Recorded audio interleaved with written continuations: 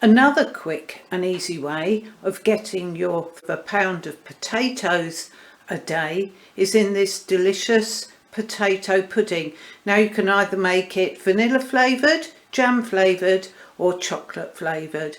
I've simply gradually added a pint of milk to cocoa powder, sugar as sweetener, and I'm just about to put that to boil. Put this mixture onto the stove to boil after you've grated 10 ounces of raw potatoes.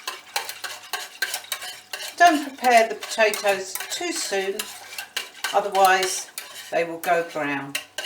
And just stir constantly till your chocolate sauce thickens.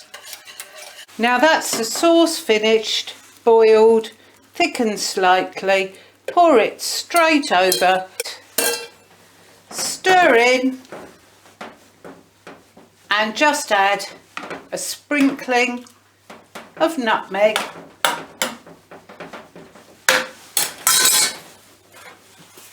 on the top, and then pop that to bake in an oven for about an hour, 2 hours.